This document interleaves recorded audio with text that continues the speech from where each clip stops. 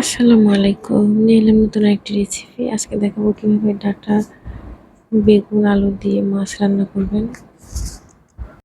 আসলে যারা সবজি প্রেমী তারা পছন্দ করে যে সবজি দিয়ে মাছ খেতে, বা অনেকে সবজি এমনি পছন্দ করে, বাট সবজির মধ্যে মাছ দিলে একটা আলাদা স্বাদ চলে আসে। দেখেন, আমি দেখাবো কিভাবে খুব সহজে আপনারা ডাঁটা, আলু আর বেগুন দিয়ে মাছ রান্না করবেন। তার জন্য প্রথমে মাছটা মেখে ভেজে নিতে হবে।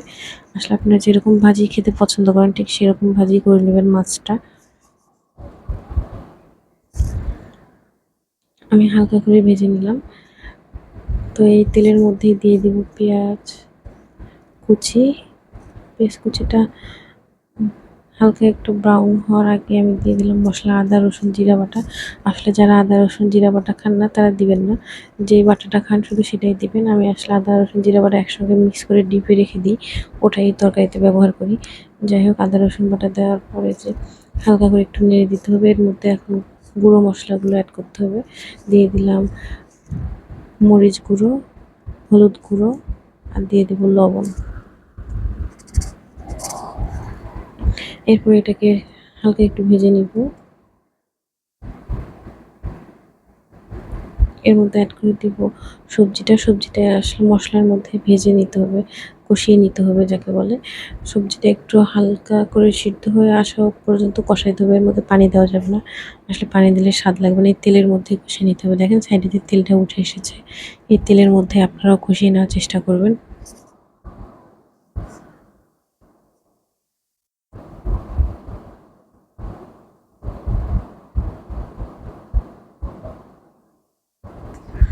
দেখেন কত সুন্দর করে আমি কষিয়ে নিচ্ছি। ঢাকনা দিয়ে বারবার এভাবে নেড়ে দিতে হবে। ঢাকনা একটু পরে ঢাকনা দিবেন, আবার উঠায় এভাবে নেড়ে দিতে হবে যেন নিচে না লেগে যায়, সেটা খেয়াল রাখতে হবে। দেখেন কত সুন্দর তেল উঠে এসেছে। এই পর্যায়ে আপনারা গরম পানি অ্যাড করে দিবেন, তাতে রান্নাটা তাড়াতাড়ি হয়ে আসবে। আমি আরও কিছুক্ষণ ভেজে নেওয়ার পর গরম পানি আর মাছ একসঙ্গে অ্যাড করে দিলাম, কারণ মাছটা একটু সিদ্ধ হওয়ার ব্যাপার আছে। আমি 4 টুকরা মাছ ভেজেছিলাম, 2 টুকরা দিলাম আর 2 টুকরা আলাদা করে রেখে দিয়েছি খাওয়ার জন্য।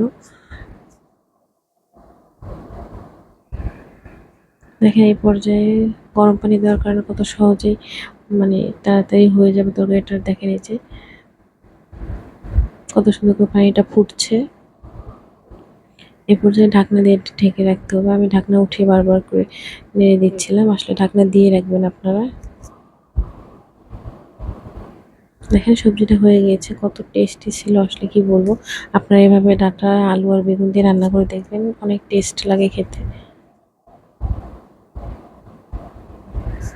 ধন্যবাদ। আমার ভিডিওটি যদি ভালো লাগে অবশ্যই শেয়ার করে লাইক দিয়ে পাশে থাকবেন।